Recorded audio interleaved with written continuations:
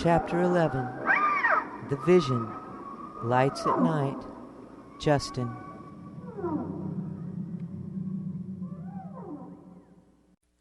Justin, Michelle, and Paul moved through the hills east of Oregon's Willamette Valley, while frequent, brutal storms pushed in from the west. The supplies retrieved at the time of David's death diminished. The most pressing need was for vitamins, soap, and dried food. They possessed several ways to make fire, but their supply of matches, a luxury of speed and ease, dwindled. Their clothing was adequate. They still had the axe, the cable, and the shovel. Their needs were not drastic, but replacement seemed wise. A trip to the coast was planned. The trek to the western side of the mountain range took 2 days. The family dropped their packs and rested on a high hill overlooking the Willamette Valley. To their surprise and dismay, the valley glittered with the waters of a huge lake stretching from mountain range to mountain range. Neither the southern or the northern ends were discernible. The family stood before a body of water they estimated to be at least 20 miles wide and of undeterminable miles long. Paul sat with his back to his pack. "We could build a boat." He paused. "Make that a raft." Justin studied the sparkling sea. "I suppose we could put something together. A raft would work with some sort of sail." Michelle scanned the area with binoculars. "We could spend a lot of time doing that." She lowered the glasses and handed them to her father. "I think I saw some smoke on the far bank." Justin took the glasses, adjusted the focusing, and put them to his eyes. The far shore stretched as a green line, broken with patches of black. Justin located the smoke. "It's coming out of the trees. It could be either smoke or mist." He handed the glasses to Paul and sat cross-legged next to his pack and bow. "Could be someone down there we don't want to meet." Paul looked to the south. "It'll be a long walk to find either end." Michelle followed her brother's gaze. "Well, it's not like we have appointments to meet. We could cover a lot of ground in the time it takes to build some sort of boat or raft." Justin put his hands behind his head. "If we walk the lake's edge, the going should be simple. I think Michelle has the right notion. We're not equipped to build a boat or raft." He pointed with a move of his head. "And then the big question, who's on the other side watching us sail across?" Michelle reclined with her hands behind her head. "So then, a walk to the south?" Justin waited for a comment from Paul. When none came, he inquired, "What do you think, Paul?" "Cutting logs with an axe is a lot of work, a lot of time, and a lot of noise." Justin rolled his head toward the south. "That's a lot of negatives to the boat idea." He looked into the sky and closed his eyes and relaxed. "Okay, a walk to the south it is." On that day, moving at a leisurely pace, they commenced the journey. There were many hills to climb, and each valley had its stream, creek, or river to cross. To the family's delight, after 3 days of travel, the lake's girth shrunk by half. The adventure was thankfully mild, and being near water, game was plentiful. On the 15th day, Justin alone climbed to the top of a hill. The lake waters no more than 1.5 miles wide. He wanted to scan for its end. He situated himself on a ledge above a steep, treeless slope and waved to Paul and Michelle, who, with their packs off, reclined in the shade of a large pine. They waved back. The hill's height awarded a cool breeze that dried the sweat on Justin's brow. He opened his shirt and flapped the halves to cool his chest and then sat cross-legged, his torso hunched. Behind, a tall pine supplied comfortable shade.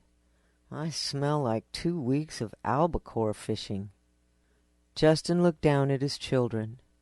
20 yards behind them, in a small clearing, a group of deer nibbled on newly sprouted brush.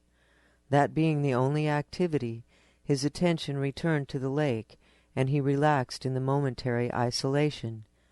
The black water of the lake sparkled with tiny diamonds of light.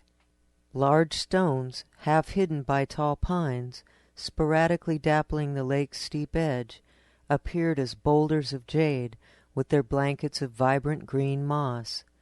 A soft blue sky and a blazing sun framed the tranquil scene. Justin recalled the last time he sat on the back deck of the house in Winchester Bay. He mused about building a home here. Any kind of home would be nice. Negative thoughts began to pepper his mind. He sucked a weary breath and rubbed his temples.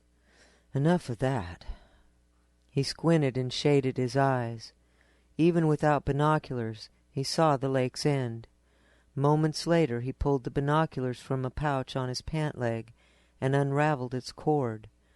He put the cord around his neck and let the binoculars hang. He flapped his shirt halves again and raised the glasses to scan the lake shore from due west to far south. Then he paused to make a meticulous inspection. Something caught his eye, and he uncrossed his legs and maneuvered onto his stomach. His elbows rested on the ground and steadied the glasses. Ah, yes, definite spires of smoke. A few moments passed. I wonder who. He took the glasses from his eyes and rolled to his back. The ground, cool in the shade, sucked more heat from his body through his damp shirt. Justin closed his eyes. Moments later he sat up, a strategy devised. They'd get close enough to see who made the spirals, but he dismissed the idea of making contact. Then they'd circle to the east and slowly turn to the west.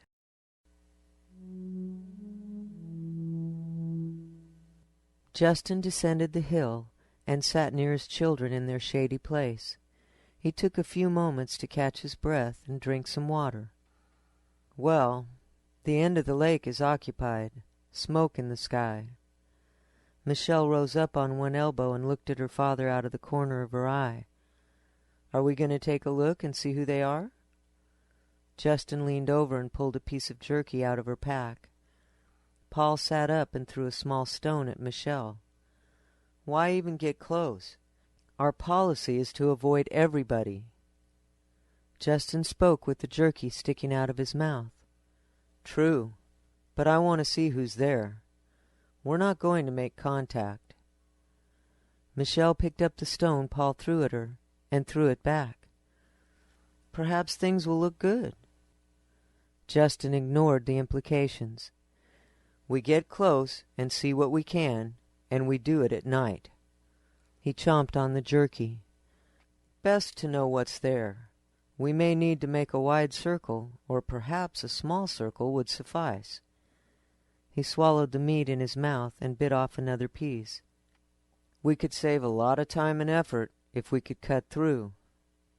They rested for another hour before continuing the journey.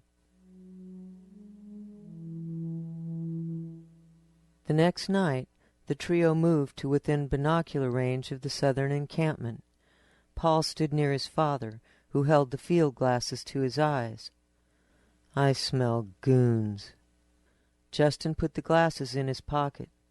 You're right, Michelle muttered. Shit. Damn it. Shit. As planned, the family turned due east in a circular movement. With each succeeding day, their course changed by approximately 45 degrees to the south. On the 5th day, with a half-circle completed, they'd be headed west to the coast and well into northern California. At the end of the 3rd day, they were in dry, open country. The area showed extreme destruction in all directions. To the south, heavy black and white smoke blotched the sky. Much of the surrounding area was blackened by brush fires. The ground appeared twisted. Mangled mounds of dirt and craggy fissures required detours. Small rumblings in the earth indicated a continuing process. All the creatures in the vicinity were extremely timid. On the fourth day, Justin stood in the morning light, adjusting his backpack. "Today we move due west. I don't think we need to go any farther south."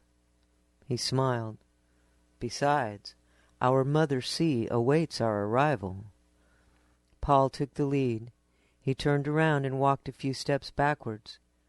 "I want to walk a sandy beach and splash my feet in the cold Pacific." Michelle fell in line behind Justin. "Dad, do we get to go through Winchester Bay?" Justin wasn't really sure. "You bet. Look at the old house. Check things out." Michelle skipped a step. "All right, Dad." Justin proceeded with caution, stopping often to scan the area with the field glasses. During one of these stops, they spotted a low-flying helicopter, a military craft, a sure indication of a government installation. Justin took the glasses from his eyes, remembering the warnings from radio broadcasts to stay clear of government encampments. "I know they don't want us around, but a little information on what might be in front of us would be a big help." Paul, with his hand cupped over his eyes, watched the dot in the sky drift north and disappear. "I think it landed." His hands dropped to his side. "Yeah, time saved and trouble avoided." Michelle, ever eager for contact, agreed. "If we approach openly and in a friendly way, a few words with somebody should be no big deal." She turned to her father. "Let's do it." Justin put his thumbs under the straps of his pack. "Okay. We'll approach slowly. If they shoo us off, they shoo us off."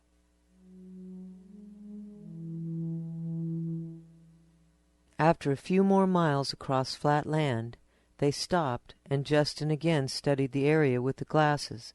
He spoke as he scanned. "There it is. Fenced. A steel fence. And I would think, yep, razor wire." He put the glasses down. "Okay, let's get a little closer." He strode forward. "If anyone comes toward us, raise your hands above your head." Another mile farther, Justin stopped for another observation. "Two fences. The first fence is much higher, perhaps electrified." The observations were irritating to Justin. He conjured an image of self-important politicians hiding from the people they swore to serve, and whose money provided the civil workers with their means of survival. The installation consisted of 4 buildings with smoke issuing from a stack at the southern building. "They have a power station." A few vehicles moved about the facility. Farther to the west, cultivated fields of crops sat under the spray of an irrigation system. Even from a distance, it was obvious that the compound provided a very comfortable sanctuary. Justin pointed to the north side fence. "We'll follow that fence." He looked at his children. "We'll stay back and look for an entrance." They traversed the fence from a distance of nearly 3/4 of a mile, heading west. Near one of the buildings, rising like some sort of huge insect, a helicopter jumped into the air. The noise of its engine and throbbing rotary blades were audible. Justin waved his arms. "Maybe we can get the information now." The low-flying chopper flew toward the eastern fence. Then, with abruptness, it rose higher and veered sharply toward the north and the family. Justin stopped waving. The craft bore down on the family. Justin watched suspiciously. "Spread out." They moved apart. In a few moments the flying machine dove toward them. From its belly flashes of light appeared. Small geysers of soil erupted from the ground 40 yards in front of the trio. Then came the cracking sound of machine-gun fire. The family turned and ran toward the north. Again, and at their heels, another rippling sound of spraying bullets. Michelle, in a fit of anger, yelled, "You fucking jerks!" She tripped over a stone and fell forward. Justin rushed to help her to her feet. Another spray of bullets peppered the ground just behind them. They broke into another run. Michelle turned to her father. "I don't understand. What are they afraid of?" Justin gasped. "Shut the fuck up and keep running." The chopper closed in, its rotor blades throbbing. The air about the three exploded with flying dirt and stones. The family dove to their bellies and covered their heads. The rotor blast beat them to the ground with punches of air. Stones and pebbles flew like buckshot. The chopper passed over and lifted high into the air, made a sharp banking turn, and plunged for another close pass. The blasting rotor wind again sweeping over the family, peppering with stinging stones. Even with heads to the ground, the dirt rose into their face, choking every breath. The helicopter flew on. Justin got up on all fours, spitting dirt and blinking the dust from his eyes. He rose to his feet, his arms and legs pained from the many hits. Puffing in short breaths, he trotted to the north, and the others followed. 15 paces ahead, they found shelter in a shallow ravine with a small stream running through it. They collapsed against its southern wall. Justin spat some dirt. "Fuck! A hailstorm of stones!" Paul brushed his face. "I guess that was a no?" Paul turned to peer over the edge of the ravine. The helicopter shriveled as it flew to the east, and then slanted to the south. He pounded the ground with his fist. "Somebody give me a rocket." Michelle leaned her head against the embankment. "Those stones really hurt." She rubbed her right buttocks. "A big one got me right in the ass." She looked at her father. "What are we, a bunch of coyotes?" Paul glared. "A gun. Just one big gun." Justin hung his head for a moment, and then he looked up sharply. "Damned assholes. There wasn't any need for that."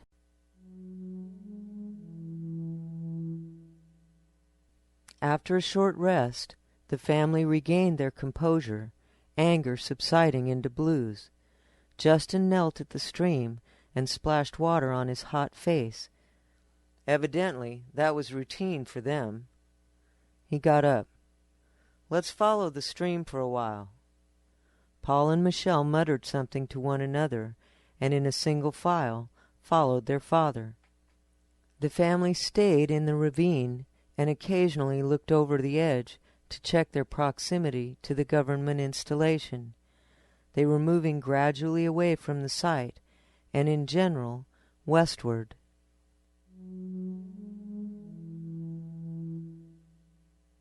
Near dark, and after rounding a bend in the ravine, they saw a man lying on his back 30 yards ahead on the opposite bank. Without a word, the group dropped to a defensive crouch. The man appeared unconscious or dead. He wore buckskin clothing, and his only visible weapon, a sheathed knife, on his hip.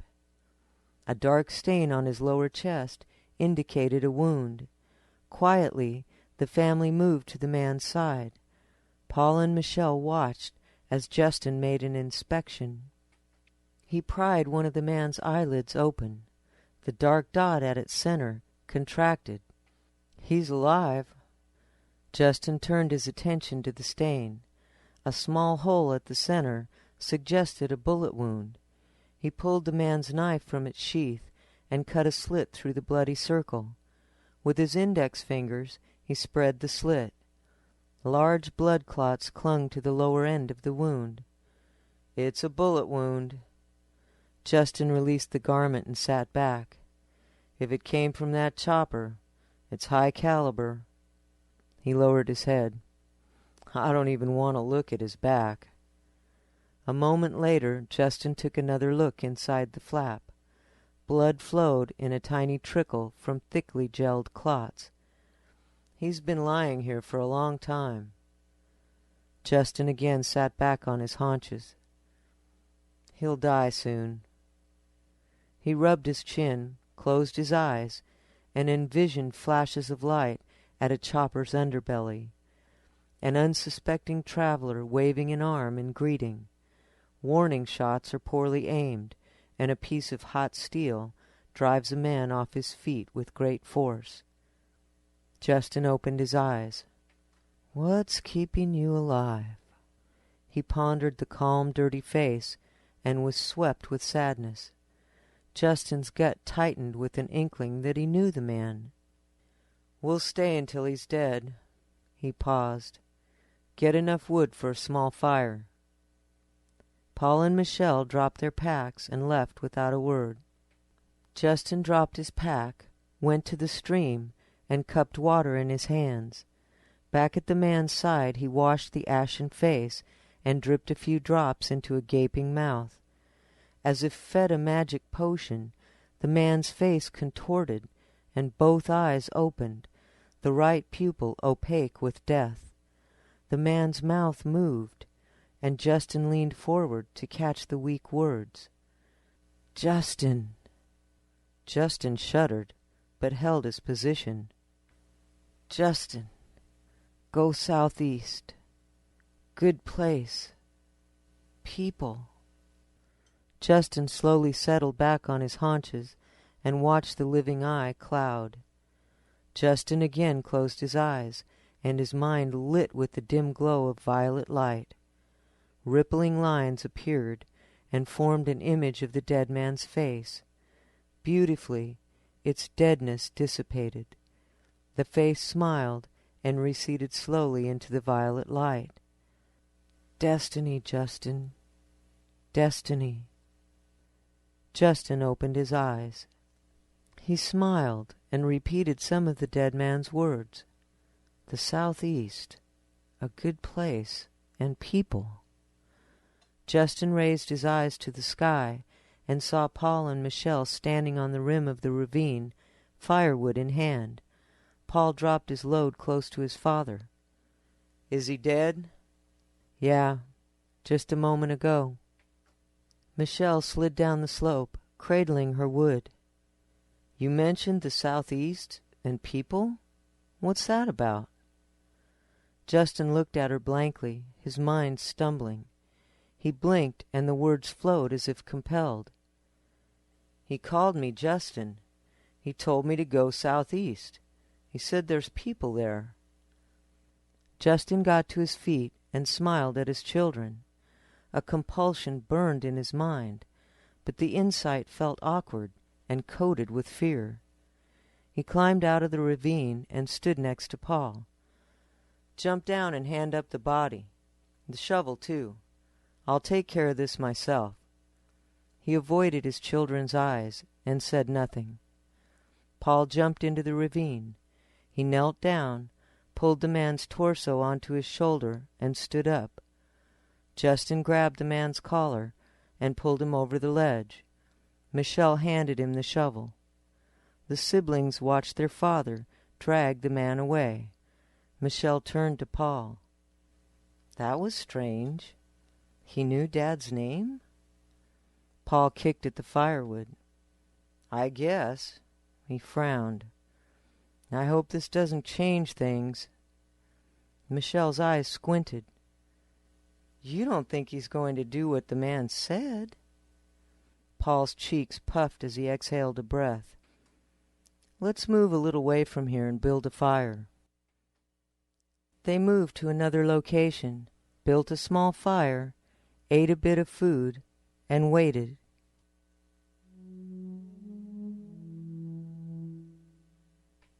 About an hour later, Justin jumped into the ravine. His sudden appearance startled both Paul and Michelle. He smiled and went directly to the stream to wash his hands. A few minutes later he crouched over the fire. "Let me have a piece of jerky, please." Paul handed him a large chunk. It wasn't very hard, purposely made that way to allow for quick consumption. Justin bit off a piece and chewed with gusto. Paul sat with his back to the ravine wall. "You look very bushy-tailed for someone who just buried someone." Justin ignored the statement. "Tomorrow we reverse course and head southeast." Paul scowled. "I knew it." Michelle, wide-eyed, "You're kidding." Justin's words rang with confidence. "He said there's a place with people." He paused and looked thoughtful. "He knew my name." His eyebrows went up. "He told us to go there." Paul spoke slowly. "How far?" "He didn't say, but if he can walk it, so can we." Michelle huffed. "That's not the point. Our supplies are the other way." Justin's tone signified little room for discussion. "Tomorrow we head to the southeast." He looked into Paul's eyes and then into Michelle's. "This is the right thing to do. Trust me." Paul and Michelle glanced at each other. Paul lifted his eyebrows, shrugged his shoulders, and turned back to Justin. "We should stipulate just how far we go southeast before turning around." Justin took another bite of jerky. "We'll take it one day at a time."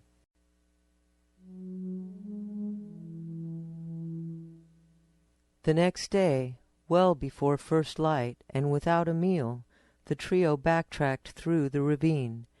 They passed the place of the helicopter chase and continued until the government compound was out of sight. Only then did they leave the gully. Paul walked behind his father. "I don't think this is a wise move, Dad. We shouldn't move away from our supplies." Justin didn't respond. Paul spoke again. "That man was dying, most likely incoherent." Justin remained quiet. "Perhaps he got it wrong." Justin stopped, but didn't turn. "You have to trust me on this, Paul." He started walking again. "It's a gut feeling."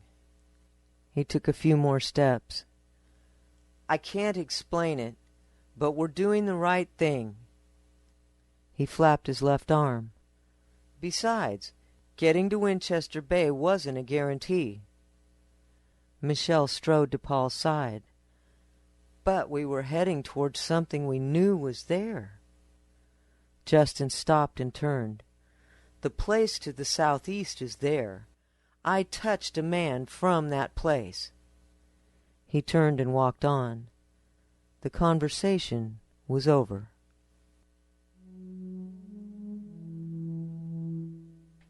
For days they traveled to the southeast and moved into the state of Nevada. The trip was uneventful and their pace was sluggish. Paul and Michelle were understandably nervous. The items they had on hand were being used up, and they pestered their father daily. Justin, hoping to find the place quickly, or at least a sign of it, was reluctant to offer an explanation.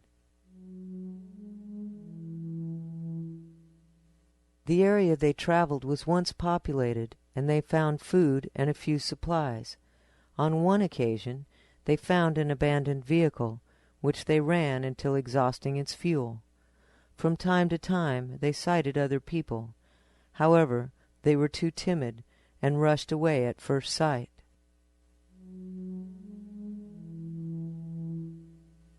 At the end of 2 weeks' travel, they rested in a dilapidated house.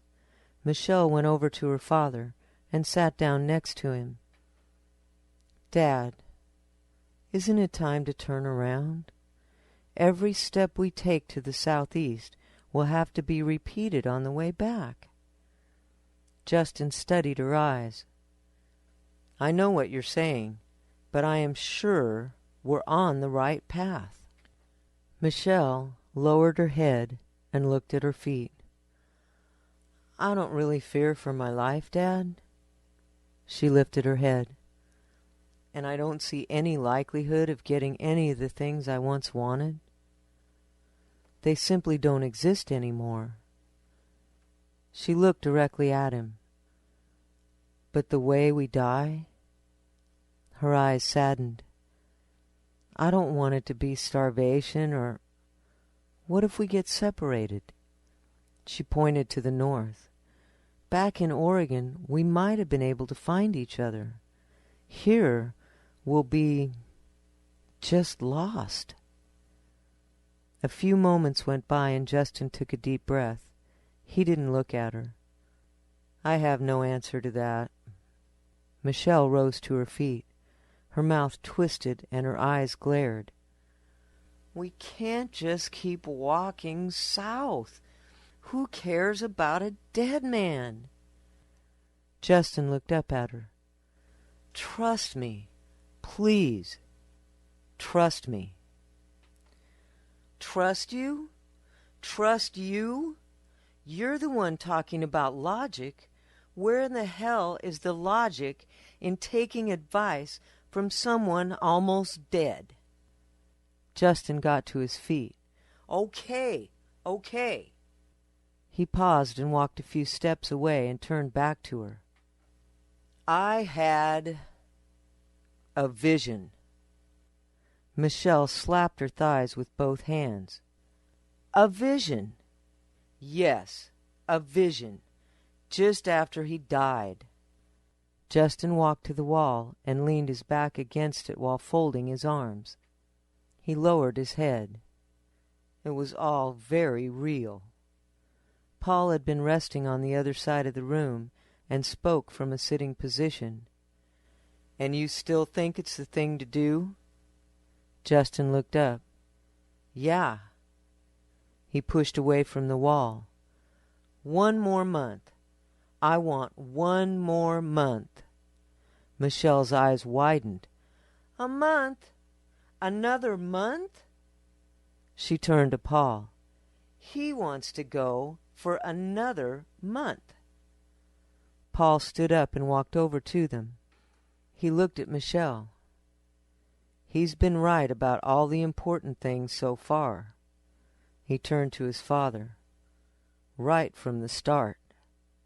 He turned back to Michelle. "If he wants a month, that's okay with me." Michelle took deep breaths and folded and unfolded her arms. Paul returned to his place across the room and spoke over his shoulder. "There could be a big payoff." Michelle looked at Paul and then at Justin and nodded her head. Okay. She sat down next to the wall, drew her knees up, and wrapped her arms around them.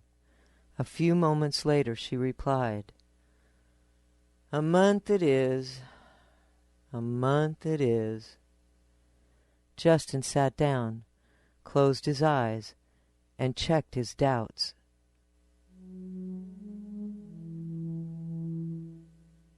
The next day, as the family walked, Paul and Michelle strode behind Justin, who, silent for the first few hours, suddenly spoke as if someone had poked him with a stick. "I'm not out of my head, you know." Both Paul and Michelle startled at Justin's loud words. Justin took a few more steps. "That was the first and only vision I ever had." He paused, turned, and lowered his voice. "Perhaps that's why it affected me the way it did." He turned and headed on. Paul turned to Michelle and smiled. Justin continued, "I can't get it out of my head." Paul turned to face Michelle and silently mouthed the words Justin had said. He bobbed his head around and made a silly face. Michelle's eyes brightened, and she bobbed her head in a like manner. Justin's right hand flew up into the air. What am I supposed to do? Ignore it?" His hand came down. Paul turned to Michel again, imitating his father's hand action and waddling like a duck. Michel moved close and gave him a shove. Paul almost stumbled into Justin and stopped to gag his laughter. Michel put her hand to her mouth and bent down to avoid the silly look on Paul's face. Justin continued, "We should pay attention to those kind of things." He paused and slowly turned to face his children. "The dead man was a messenger. Somehow I know him." Justin stood his ground and looked to his children for a sign of understanding. Paul and Michel stood there with a half-smile and raised eyebrows. After a long silent moment, Paul turned to Michel. He made a funny face and his hand went to his mouth. He muffled his laughter with faked coughing. Michel strode up to him and knocked his hat off. Paul retrieved it and put it back on his head. He took a deep breath and turned to face his father. Justin stood quietly, his brow furrowed, his eyes squinting. The moments of silence piled up awkwardly. Justin did not move. Suddenly, the two siblings spoke in unison. "Really?" They shot a quick look at each other and doubled in laughter. Justin bellowed, "Hey, you two, I'm serious." The statement only added to the levity. The two youngsters sat in the sandy soil, their energy draining with their foolishness. Michel removed her pack. With growing annoyance, Justin instructed them, "You'd better stop or I'll start getting mad." That, too, was the wrong thing to say.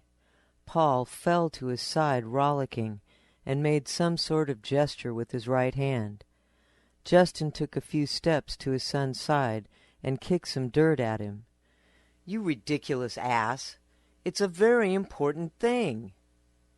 Michel rose to her feet and came to Paul's rescue by flinging her arms around Justin's neck. "Dad, you're priceless." She dragged him around in a circle, giggling as she did. "It's a very important thing. It's a very important thing." Paul slipped off his pack and waved his arm. "It's a very important thing. It's a very important thing." He then fell to his side, howling with laughter. Justin struggled awkwardly to stay upright and serious, but Michel held on. Justin persisted. "I think the dead guy was a friend of mine, from a previous life or something." Paul had tears in his eyes. "The dead guy, or something." Justin smiled and his previous words sounded silly, even to him. He went round and round with Michel, laughing harder and harder. Soon all three were consumed in mild hysteria. Michel let go, and they both fell into the dust. The family made camp at that very spot, and turned the evening into a time of jubilation. 2 rabbits, taken earlier, were roasted, and a pot of herb tea was brewed. The trio sat around a fire, indulging in good conversation and telling funny stories from the past or poking loving jabs at each other's shortcomings. Only a sliver of the moon rose into the star-filled sky as the family's conversation softened. The tired group rose to their feet, and after a 3-way hug, found spots for the night's rest. Justin stifled the smoldering fire and reclined into his sleeping shroud. He looked into the sky, feeling calm and somehow relieved. For the moment, his family was safe, and his inner self assured him that they were on the right track. Justin beamed at the Milky Way. My home. He took a breath of the cool night air and closed his eyes. In contrast to the stillness of the campsite, the low muffled sound of Michelle's weeping came to his ears. Shortly she cleared her throat, and the silence resumed. Justin was sure she felt hopeless in their situation. Gone were her dreams of love, romance, and children. He rolled to his side. Things are worse for her. Justin rolled onto his back. The joys of a fulfilled woman, but not for her. Sweet wine poured on outstretched hands. He could understand her anguish. He could feel it, and she could only sense the wine's aroma. Justin rolled back to his side. The sun will rise and stop the nightmare. The day was joyful, and the night troubled.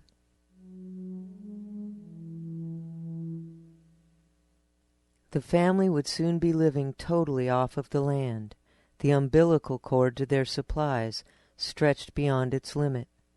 As they made a trek into Utah and then into Colorado, the additional vulnerability gave them all an inner twinge. The unfamiliar land required a lot of time to snake around obstacles and to search for food. Michelle's knowledge of plants and mushrooms was life-saving, but carbohydrates were a constant problem. Proteins they hunted, and the internal organs supplied vitamins. When nourishment presented itself, they indulged and gathered a quantity to take with them. Often the bonanzas came from farm crops growing wild. However, on one occasion, they traveled 3 days with minimal food before downing a deer. It was an anxious situation, causing Justin to question the wisdom of his decision. There was the occasional encounter with roving bands of goons. Most of the time, they simply avoided them, but not always. In early morning, the family stood at the edge of a small wood. The air was cool, and a lace-like mist clung close to the ground. For 2 days, the group had followed a goat, trying to get within bow range. Michelle stepped out into the field and crouched between knee-high plants. After a moment, she stood up and turned to the others. She spoke no words, but simply held a carrot at arm's length. Justin looked at Paul and smiled. What's up, Doc? They walked to Michelle, and Paul took the carrot. I was hoping for potatoes. Michelle smiled. Goat bait. Justin hoisted another. That too. Every few yards produced another plant. They cut the tops off and placed the roots in a mesh bag. In the middle of the field, with the mist burned away, Paul turned to Justin. Carrot soup? Justin saw the blur of something to his left, and Paul ducked. A spear brushed by Paul's face. He reached to his forehead and dropped to the ground. Justin spun to his left. Michelle shrieked and fell forward, a spear in her back. The weapon tipped over and fell out. Justin hunched low and brought his bow to bear. Can you get back to the woods? Paul rushed past. I'm on my way. Blood ran through his fingers. Michelle came next. I can make it, Dad. Justin readied an arrow and stood up, listening to his children's retreat. He waited as long silent moments passed. Finally, Paul's voice boomed. We're at the trees. Justin stepped backward as a goon jumped up and threw a spear. It was easy to avoid. The man stood his ground and screamed unintelligible words. Justin released his arrow, and the shaft passed into the man's mouth. He fell backwards. Justin ran to the trees. All three trotted deeper into the forest and hid behind a fallen tree. After a few moments of quiet, Justin inspected the wounds. He looked at Paul's first. Put your hand back on it. You'll need stitches. Michelle removed her pack. I think my jacket prevented a deep cut. She took off her coat, and Justin lifted her shirt. Stitches as well. Stay put. I'll get the stuff. Justin rummaged through Michelle's pack.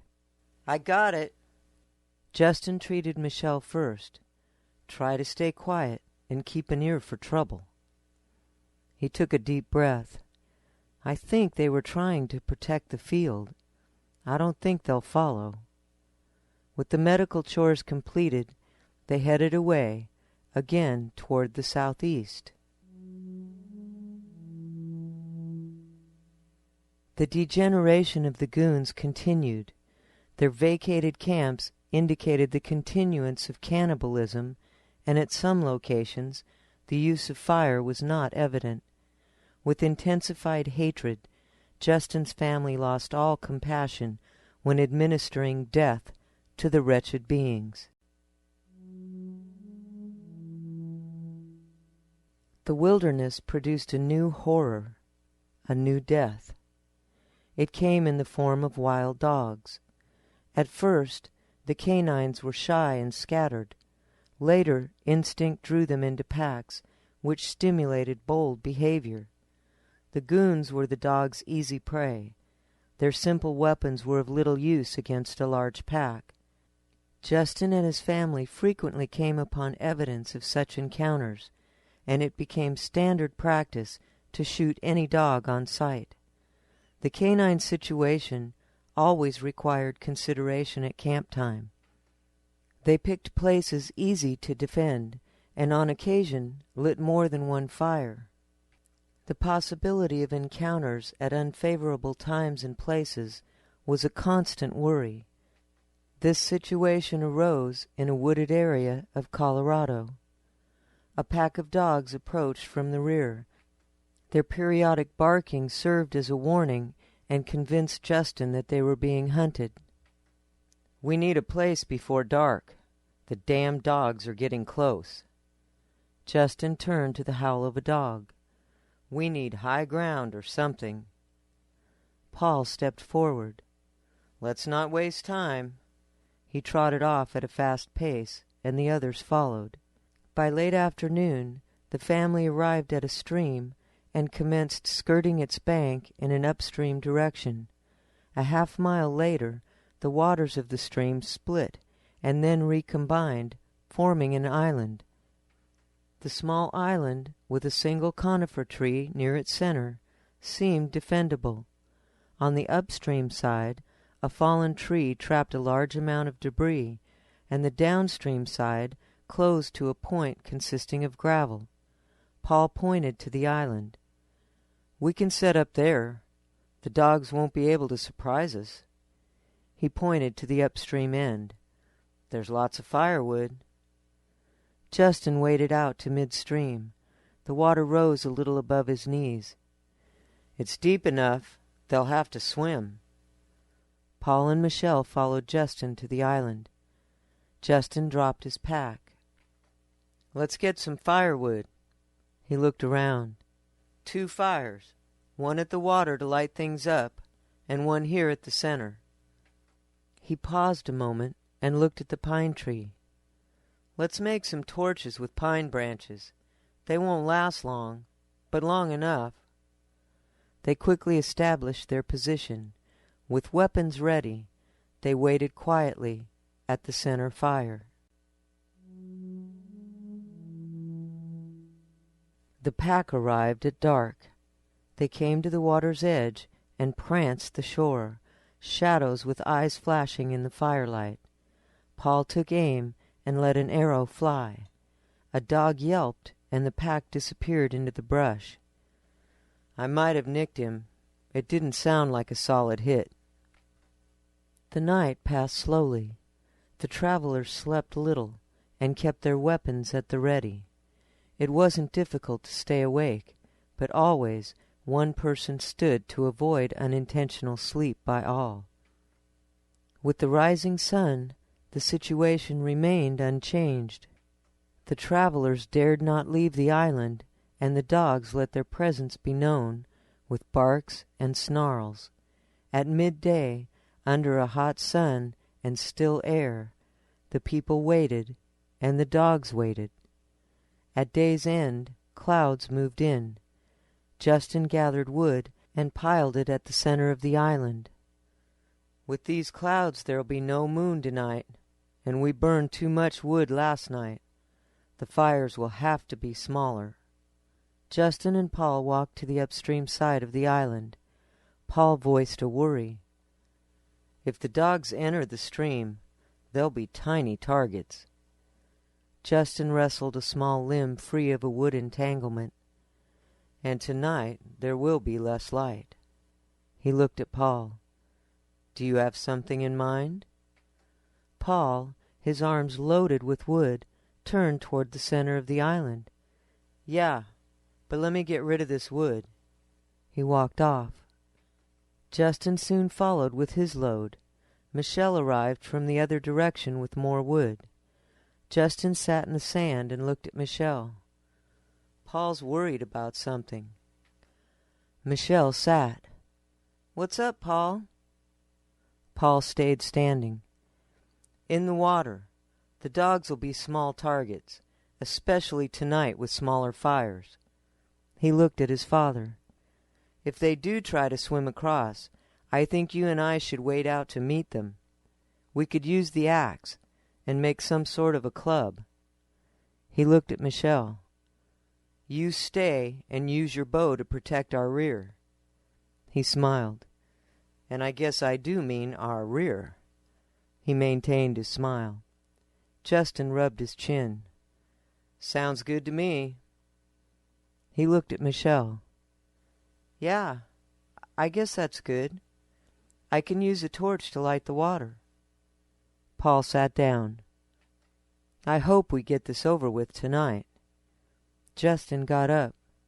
"Okay, I'll find a club." Thus prepared, they waited in the darkening night. A few hours hence, dogs moved around on the shrouded bank. Michelle stirred the fire. "Do you think they'll try to cross?" Paul stood up and walked to the water's edge. "I'm sure they're hungry. I doubt they are willing to hang around another night." Justin tapped his bludgeon on the ground. "They'll either make a run at us or leave." He stood up. "I hope they go for it. Get it done with." He slung the club to his shoulder.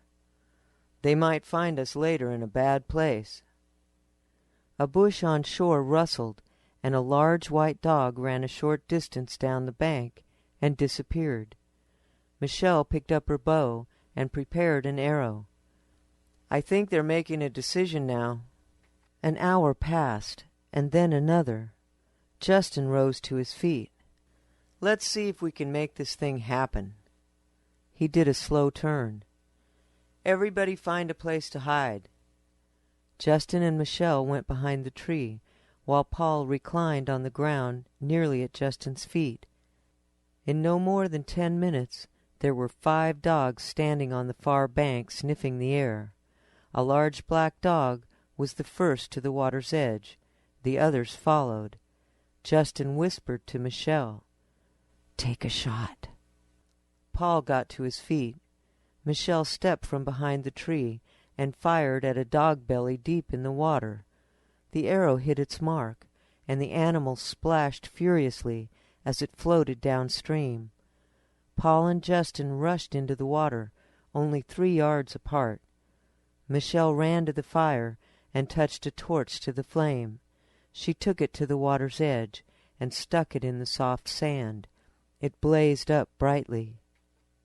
Paul struck first. The animal's head approached as a black lump pushing a V-shaped wave before its nose. The young man swung his weapon without hesitation. The sound of the cracking skull resounded off the waters. No sooner had Paul's axe flashed through the night when Justin delivered a blow. 3 dead animals drifted away. Michelle shouted, "Let me know what's happening." Immediately Paul replied, "We got 2 and you got 1." He spotted another animal and stepped toward it. Shortly, the 4th dog drifted away. Justin got the 5th. Paul took 2 steps backwards. The twanging sound of Michelle's bow sounded, her arrow finding its mark. With the suddenness of a clap of thunder, Justin's scream filled the night as canine teeth dug deep into the back of his thigh. Paul rushed to his father's aid. His axe whizzed through the air and chopped the dog's backbone in two. The dog released its bite. Its head pointed upward, as did its rump, while the current pushed the animal's form up against Justin's leg. Michelle lit another torch. Moaning in pain, Justin reached down with his left hand to push the dead dog away. The beast, not dead, removed the little finger and ring finger of Justin's left hand. Another tortured scream filled the night. The dog, in its broken posture, drifted into the dark, its bloody jaws mechanically opening and closing. Justin saw his fingers fall from the dog's mouth and sink into the black water. The man dropped his club and limped ashore, blood gushing from his hand. Michelle watched the horrifying sight, but held her ground to the approaching danger of the dogs. She spotted two yellow eyes. With steady hands, she aimed and fired an arrow between the two glowing dots. The eighth dog was dead. Michelle grabbed another torch and waded to Paul's side. She spotted two more dogs. Paul stepped forward and killed them quickly. The brother and sister stood in silence, making sure no other animals were present. None seen or heard, they stepped slowly backward to the sound of their moaning father and the hoot of an owl. Justin sat with his back to the tree, holding the gaping wound with his right hand. Paul took a deep breath and turned to Michelle. "We have to get him closer to the fire." He didn't wait for Michelle's help. He grabbed his father by the back of his collar and dragged him to the fire. Michelle retrieved the medical supplies. Paul looked at the glowing red coals of the fire and pulled his knife from its sheath. He plunged the blade into the hot embers, knowing he had to stop the bleeding quickly. Justin clenched his teeth and pressured the wound, while Michelle sliced his trousers to inspect the bite on his thigh. There were numerous puncture wounds, though the bleeding was slight. "Infection will be a problem here." Paul's eyes remained on the fire, watching the steel of his knife glow to a deep red. Without informing Justin or Michelle, he pulled the knife from the fire. Keeping it low, he waited a moment for the glow to fade to a dull black. He then gripped Justin's left wrist tightly and pulled it across his chest. With a quick movement, he placed the hot blade across the gaping wound. For the third time that night, the noise of fearsome pain filled the air. Justin dropped into merciful unconsciousness. Paul shuddered. His nostrils dilated at the stinging scent of burning flesh and boiling blood.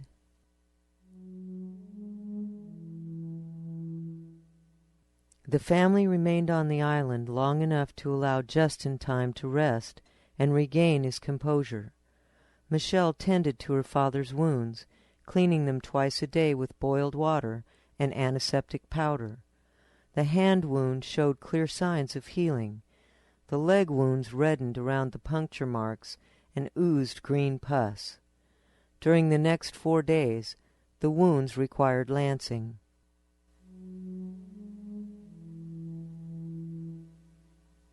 On the 5th day, the family left the island and again headed southeast. Justin limped under the weight of a lightened load and cradled his left hand in a sling close to his chest.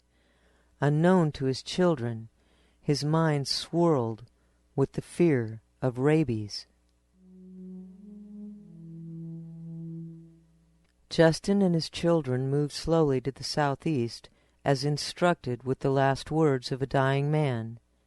It was a warm day, sluggish and dull, and the group had taken many breaks. Justin sat in the shade of a tall pine. His children sat across from him under another tree. Justin studied them as they chattered in low voices. He took a deep breath and broke the silence with shocking words. "There's the possibility of another problem connected to the dog bites." He cleared his throat. "Rabies." Paul squinted and studied his father. "Shit! I didn't even think of that." Justin toyed with a stick. "We need a plan." Paul and Michelle continued to stare, and long moments ticked by. Justin tossed the stick away. "Only thing I know about this is what I once saw in an old movie. The man with the disease had to be tied to a tree." Paul took off his pack. "How long was he tied to the tree?" "After a while, in mercy, they shot him." Paul looked at Michelle and turned back to Justin.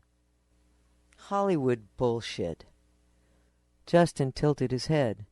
No, it's not bullshit." He picked up another twig and chewed it. "The disease progresses to extreme agony, insanity, and then death. It gets into the brain." Paul looked at Michelle. "Did you read anything about this? What do we do? Some kind of plants or herbs? What?" His stare was constant, demanding. Michelle shrugged her shoulders. "I don't know anything about it." Paul looked back at his father, his lips twisted as if he were angry. Justin adjusted the sling. "There's no cure, or rather we don't have it. All we can do is wait." He paused and then stared into Paul's eyes. "Remember what I said about the movie." Justin rose to his feet. "I think the chances are slight. All those dogs looked healthy, and we were in the water." Turning to the south, he hobbled along. A cicada buzzed in the dry air as Paul and Michelle followed. The days passed slowly, with the strain of another potential disaster looming in the background. Mindful of Justin's injuries, the family rested for long spells whenever they came to water. Justin, knowing one of the symptoms of rabies to be hydrophobia, always sat near the water. He studied it, he splashed it in his face, and drank it. Once, while Justin sat near a stream, Michelle went to Paul and crouched in front of him. "He expects you to do it." Paul glared at her for a long moment. He extended his hand to her knee and pushed her hard over onto her bottom and rose to his feet. His glare continued. "Well, that's for sure. You don't have the balls to do it." Michelle jumped up. "I didn't mean it that way." As he tried to walk away, she grabbed his shoulder. "Can you do it?" Paul spun completely around and spoke in a harsh whisper. "I don't know. Maybe I'll practice on you." He turned from her and went to the little stream for a drink. She watched him walk away as a small tear ran down her cheek, and she whispered to herself, "I'm such an ass." At the stream, Paul crouched next to his father and cupped his hands, preparing to drink. "You spend a lot of time fooling with water lately." Justin turned and looked at him with inquisitive eyes. He didn't think his children were aware of the hydrophobic symptoms. Paul continued, "You miss the sea, don't you?" Justin relaxed. "You're right about that." He smiled. "I'm sure you do as well." Paul took his drink. "True. Very true." He turned to his father and knitted his brow. "Why is it that men love the sea and women care little about it?" Justin stood up. "The sea is female, a woman." He paused and smiled. "The high-mounding waves, a deep blue abyss. She's the womb of life on earth." Paul stood, His eyes relaxed, and he smiled. "You know." He put a hand on his father's shoulder. "You know. That does give reason to my feelings." His smile grew broader, and so did Justin's.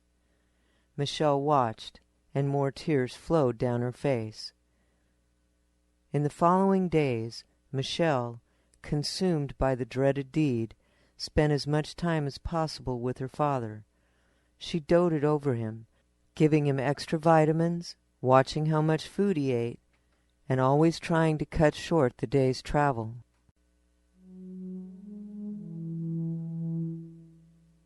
In 10 days it was assumed that the danger of rabies had passed. In addition, Justin discarded his sling and now carried his full load. With a type of normalcy returned, the group walked with a lighter step. That night, after a skimpy meal, Michelle dug through her pack and found the little radio. She held it up to the others. "Maybe we can get a little music." She fiddled with the tuner for some time before picking up a government station from somewhere in California, the reception weak. The family listened in silence to a news broadcast, the message long and involved. At the end of the message, Paul's face twisted in confusion. "I don't think I'm understanding this guy. It sounds as if we're on the brink of war." Justin stared at the radio as if it were some sort of incredulous being. "That's got to be nonsense. Some sort of a joke." He looked at his children. "What the hell is there to fight over? And with whom?" Michelle fumbled with the dial. "Shit, it's fading out." She put the speaker to her ear. Justin pulled on the long-growing hairs of his chin. "The way I heard it, it sounded like—" He stepped to the fire and turned to warm his bottom. "There are still operational missiles around?" He shook his head. "What ass is wasting time taking care of crap like that?" Michelle interrupted. "The threats from North Africa, Arabia." A moment later she spoke again. "Some Saudi got control of a Russian missile system, and he's threatening everybody." Justin's head dropped in disbelief. "The Russian missile system." He raised his head. "Well, shit." Paul threw a stick at the fire. "How the hell did he do that?" He looked at his father. "That's absurd. Simply absurd." Michelle shook her head. "I'm surprised there's still governments capable of stuff like this." She smirked. "It's some sort of colossal bluff." Justin walked away from the fire, rubbing his bottom. "They couldn't have very many." He sat down. "There could only be a few here and a few there. Those weapon systems are complicated. They require a lot of maintenance." He shook his head. "If this thing happens, it won't be widespread." Paul stood up and looked around. "This area can't be a target." He walked to the fire and turned to the others. "Everyone's running around and living in holes. Where the hell are the targets?" Justin stared at the ground. "Michelle has to be right. It's got to be a bluff or a hoax. It's silly. Half the people in the world must already be dead." Michelle pulled on her lower lip. "I would think more." She took a deep breath. "But evidently not the right ones." Justin shook his head. "It's not going to happen.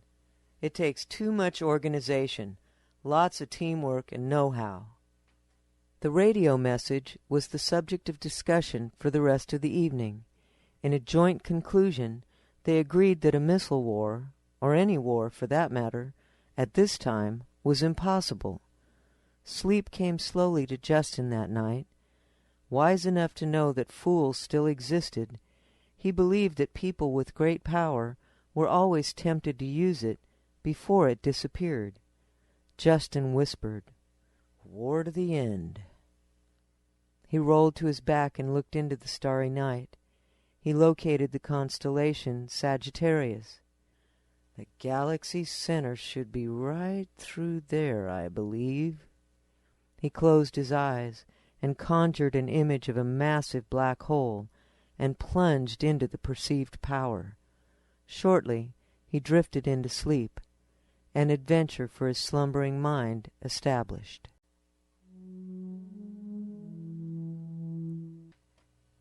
Justin and his family were near to or in the state of New Mexico. The land, broad and flat, afforded vision for miles in all directions. Being accustomed to the cover of brush and trees, the exposure seemed dangerous. Even a small fire at night could be detected by goons. Still, the family needed fire to keep the dogs at bay. As a solution, they placed their fires in holes, reducing long-distance detection. In addition, one person stayed awake to tend the fire and keep watch.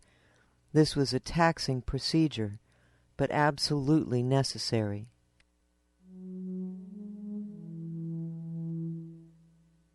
Days after hearing the radio broadcast, the family huddled around a fire pit, their faces red with the light of hot embers. Michelle flipped a piece of sage into the pit, and it burst into a small puff of pungent smoke. Paul ducked and covered his face. "I hate that shit." Michelle giggled. "I like it." With sweeps of her hands, she smudged her body from head to toe. Paul stepped back from the fire. "It smells like skunk." Michelle swept the smoke toward him. "It's been accepted with reverence since ancient times. It has spiritual significance." Paul smirked. "Okay. It smells like dead skunk." Justin boomed a laugh, and Paul joined in. Michelle smiled. A few moments later, Paul's laughter subsided, and he turned to his father. "I assume we keep heading southeast?" Justin took a deep breath. The uncomfortable topic surfaced again. "We're a lot closer to the Gulf than we are to Oregon." Paul questioned. "It's all the way to the coast, then?" He paused a short moment. "As to the logic of your psychic notion?" Justin eyed his son. "Yes." He arched backward and listened to the bones crack. He straightened. "And I promise I won't start building a boat once we're there." A smile spread across his face. Paul sighed. "A boat. Oh, a boat. I'd love to have a boat. I am so tired of this walking stuff and this dry land." Michelle knitted her fingers together across the top of her head. "A settlement near the sea would make sense. Fish, water. I do hope it's there." Justin took a stick and stirred the hot coals. "I've run the last words of that dying man over and over in my head. They still flutter my gut." He jammed the stick hard into the fire. It stood on its own. "I know it's there, and it will save us." Michelle smiled. "We're with you, Dad." Her hand slipped down behind her neck. "This is a try for deliverance. And if it doesn't work," she paused, "well, it was worth the try." Paul pulled Justin's stick from the fire. "We can get back if things don't work out." He paused and studied Michelle's firelit face. "There isn't a weak link here." He turned to his father.